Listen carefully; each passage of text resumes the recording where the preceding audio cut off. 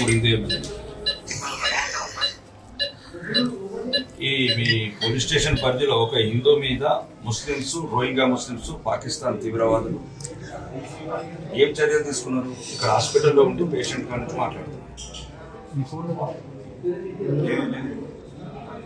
పాకిస్తాన్ తీవ్రవాదులు రోహింగ్యా ముస్లిమ్స్ మోర్తాడ్లో స్థానిక ముస్లింలతో కలిసిపోయి ఒక హిందూ యువకుడిని ఇక్కడ మీ పోలీస్ స్టేషన్లో, ఇప్పుడు నేను హాస్పిటల్లో ఉన్నాను, చట్టాలు చెప్తావా నాకేమన్నా? ఏం తీసుకున్నావు యాక్షన్? ఎంతమంది మీద పెట్టినావు? ఎంతమంది కొట్టినావు?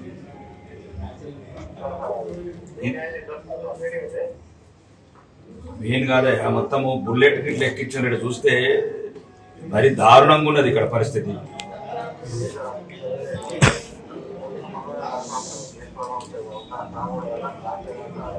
ఏమైతే కళ్ళ ముందు పుట్లు కనబడుతున్నాయి, కళ్ళ ముందు తల మీద గాయం కనబడుతుంది, డాక్టర్లు రిపోర్ట్ ఇచ్చిండ్రు, పోలీసు యూనిఫామ్లు ఉన్న నీకు హిందువుల ఇబ్బందికి అర్థమైందా లేదా?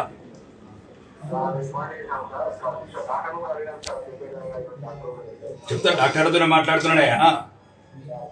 ఒక హిందూ ఎమ్మెల్యేగా మాట్లాడుతున్నా, హిందువుల తరపున 40 మంది కొట్టి బుల్లెట్లు ఎక్కిస్తే నువ్వు ఇక 3-4 కేసు చేసి మిగతాలందరినీ ఏం లోపాయికార ఒప్పందాలు?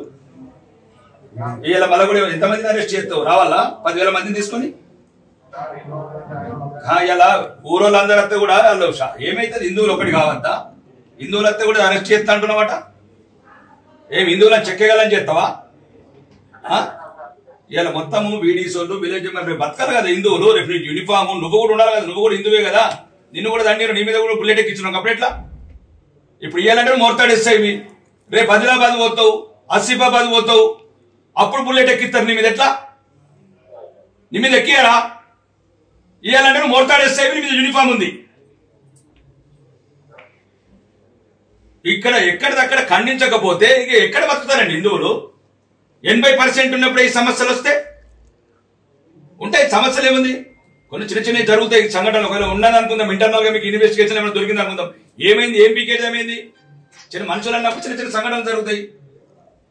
అంతమంది దారుణంగా 40 మంది ముస్లింస్, ఒక హిందూ, ఒక ఉంటే పోలీస్ స్టేషన్ లో కంప్లైంట్ ఇవ్వాలి. పోలీస్ స్టేషన్ లేదా మీ మొత్తంలో మీరు లేరా? ఇద్దరి మీద కంప్లైంట్ ఇవ్వాలి కదా ఎస్ఐ గారు. మీరు 307 పెడతారా, 302 పెడతారా, ఇంకేమైనా మన ఇండియాలో ఉన్న సెక్షన్ అన్ని పెడతారా అని మనం చట్టం ఉంది కదా ఇక్కడ. అంటే హిందువులను కొడుతూనే ఉంటారు ఇక. మళ్ళీ అందరిని ఒకటి కాకుండా పోలీస్ స్టేషన్ ధర్నాలు కాకుండా హిందువులు ఒకటి కాకుండా మళ్ళీ అట్లెట్లు తయారు చేస్తున్నారు మీరు మొత్తం కంప్లీట్ గా ఒకటేసారి చెప్తున్నారు ఎస్ఐ గారు. మీరు దేశ చట్టాలు హిందువులకే ఇంప్లిమెంట్ చేస్తారా?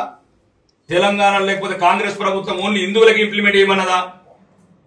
ఇది చెప్పండి. మాకు చెప్తే మాట్లాడతాను, డీజీతో మాట్లాడతాను, ముఖ్యమంత్రి గారితో మాట్లాడతాను. దారుణంగా ఒక్కరిని చూసి 40 మంది కొట్టడేందా ఇది?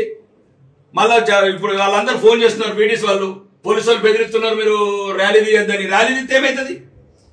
అవును ఎస్ఐ గారు, ర్యాలీ తీస్తే ఏమవుతుంది? హిందువులకు మనోధైర్యము, స్థైర్యము, మేమందరం ఉన్నాం ఎంబటని.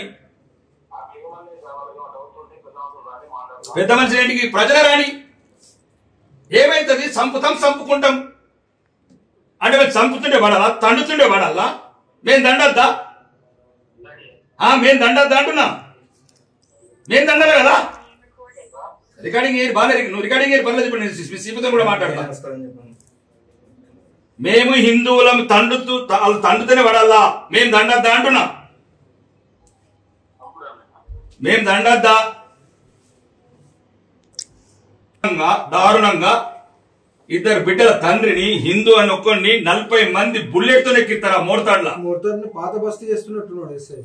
మోర్తాడ్ మీరు ఒక్కటేనండి తీసుకోవాలి. మళ్ళీ ఉల్టా హిందువులను బెదిరించుడు, హిందువులను పోలీస్ స్టేషన్ ధర్నా చేయడం. ప్రజాస్వామ్యయుతంగా శాంతియుతంగా ధర్నా చేస్తారు.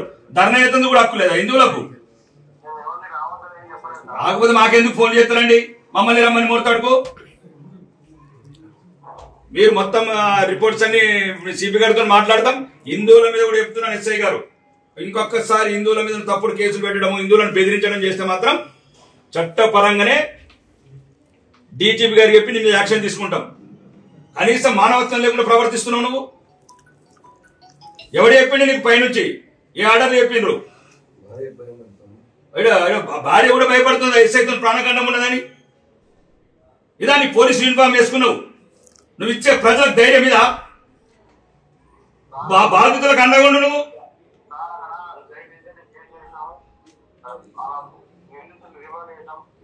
ఏ రిమాండ్లు ఎంతమందిని చేసినావు? 40 మంది అంటే 6 చేస్తావా?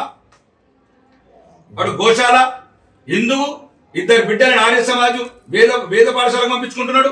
ధర్మం గురించి దేశం గురించి బతుకుతున్నాడు, హిందుత్వం గురించి బతుకుతున్నాడు. కాబట్టి సోషల్ మీడియాలో హిందువుల గురించి పోస్ట్ చేస్తే కావాలని పగబట్టి కొట్టిర్రు. మరి అంటే ఏం చేయమంటారు? మొదట్లా సిపి గారితో హిందువుల ర్యాలీలు కానీ శాంతియుతంగా కానీ ఎక్కడ కూడా మా దాంట్లో యూనిట్ అనేది రావాలి కదా, వస్తేనే కదా ఎదుటి భయపడేది. 5 వచ్చి ఏం చేస్తారు ఎస్ఐ గారు? మీరు లోపల ఒప్పందాలు చేసి పంపిస్తారా? కాగితాలు రాసి ఇంకొకసారి దాడుతాం మంచిగా మళ్ళీ కేసు పెట్టమని. పోలీస్ స్టేషన్ లో అవసరమైతే 6 నిజామాబాద్ జిల్లా హిందువులంతా వస్తాం మోర్తాడ్ పోలీస్ స్టేషన్.